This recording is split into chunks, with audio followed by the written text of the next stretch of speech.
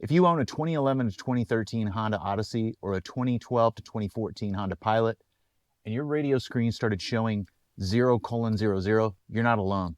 And before you start replacing components or disconnecting the battery, Honda's fully aware of the problem. My name is Matt, and you're watching Matt Mechanic, and I do Odyssey specific content, mostly on the 4th generation. I started seeing this issue pop up on the Odyssey Facebook groups and the Odyssey forums this weekend, as well as the Honda Pilot owners forums and Facebook groups. So today, Monday, I called Honda of America and my local Honda dealer and spoke with the service manager. Service manager confirmed that when the GPS screen on these generation Odysseys and even the Honda Pilots lose GPS signal, they default to the 00 time. When I spoke with Honda of America, they're fully aware of this problem as well. There's an internal memo at Honda of America that it affects the 2011 to 2013 Honda Odysseys and the 2012 to 2014 Honda Pilots specifically. They said currently they have no ETA on a resolution, but the problem is on their end. They told me this may affect some of your previous trip history because it's stored and it's tied to the dates. In the past, Honda and Acura have also had some of these GPS issues, and they've affected the same time update issues. Your time will update as you go through different time zones. So that's really what's being affected here, is what it seems. They haven't really issued a full-blown statement yet. Back in 2022, Honda and Acura vehicles started improperly displaying the time, and then they also had GPS and navigation history issues as well.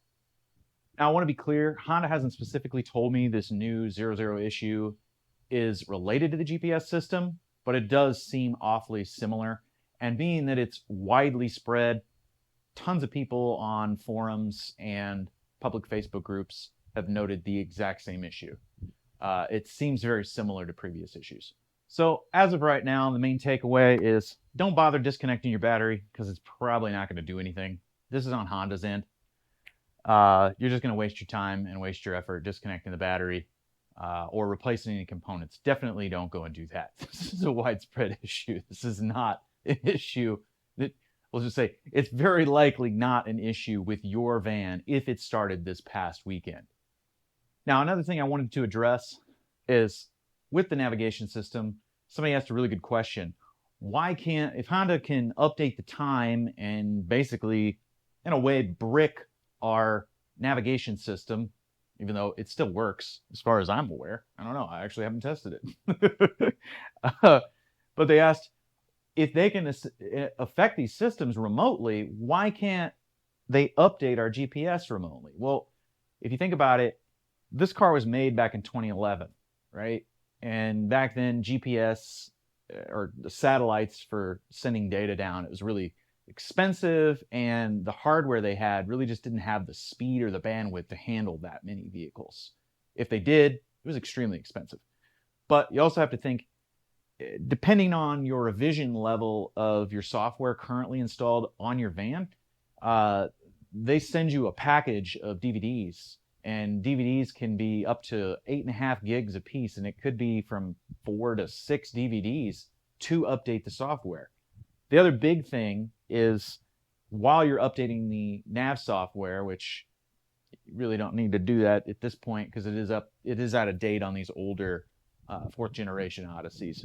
But while you're doing that, if you did choose to do that, you have to keep the battery, or you have to keep the car running the entire time. In fact, the procedure tells you to make sure the fuel tank is completely full before beginning, because once you start, you cannot stop or it will brick your navigation system. So I think that was the bigger reason why they're not able to receive like over-the-air map updates. But I digress on that one. So what will the fix be on this one? Well, very likely it'll just go back to doing what it did before, and we just never noticed it. It just updates, and when you go through different time zones, it automatically updates, and you are driving along and you look down at the clock and you go, oh, we lost or we gained an hour. Oh, cool. Yeah, we just went through a time zone. Okay, sweet. So very likely it'll be an over-the-air update once you have your van out of the garage and it updates. Whatever update Honda did on their end is probably going to push down and update the time on our end as well. Hopefully. I'm not going to say that 100%. Hopefully they don't make us all go in and get an update. I think they're going to avoid that on their end, just because it would be expensive, right? And they would probably have to do that under warranty. I don't know. But this is all me just making guesses.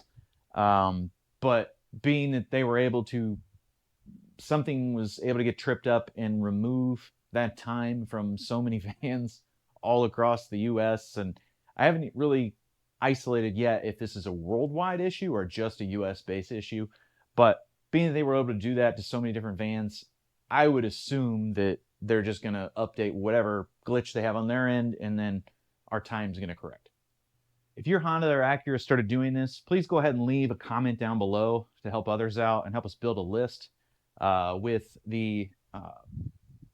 with your model. So whether it be an Odyssey or a Pilot or one of the Acura models, when the problem kind of started, and whether or not you're having any kind of other issues that you know of, GPS related issues, or whether your stereo clock is working properly as well. Mine is, and from the posts that I've seen, pretty much everybody's is still working correctly. It's just the GPS time and date, obviously. Anyway, if this video prevented you from unnecessarily replacing a bunch of components, please give it a like or share it with your friends that own a Honda or an Acura that may or may not be aware of this problem, so we can help other people out and try and get as much information as possible so that we're all just informed. As soon as I hear anything new, if there's a repair issued or if they just go ahead and update it, I'll go ahead and update this video and add potentially just a short video if it's just an easy, hey, they fixed it. If there's a repair procedure, I'll definitely issue a video with the entire process. So thanks for watching. If you're new to the channel, please be sure to go ahead and hit that subscribe button. I really appreciate it. So I will be putting out quite a bit more Odyssey content coming soon. If you have been following the channel, you've probably been wondering why I haven't had an Odyssey video in a little while. I've got a couple coming, but I just have had other hotter fires to put out. So, you know, I have a whole fleet of cars to take care of a small one. But anyway, again, thanks for watching, and hit that subscribe button. Thanks again. We'll see you on the next one. All right, and since you stuck around, I am going to tease you just a little bit on the next video coming up on the Odyssey. We're having slow intermittent starts, and I'm thinking that it is the relief, the valve back in the fuel tank that tries to hold pressure, fuel pressure. So if you may have noticed, this is kind of an annoyance on these newer Hondas, the V6s anyway, is there is no Schrader valve or like tire pressure port, right? One of those on the fuel rail, like older cars always had. Some of these Hondas had them up on the firewall here. This one does not. They kind of did away with that. Instead, Honda has a couple $100 adapter that hooks up here to your fuel pressure gauge. I'm going to show you how to do that without spending a couple $100 on that tool. So that's coming up soon when I get some time here.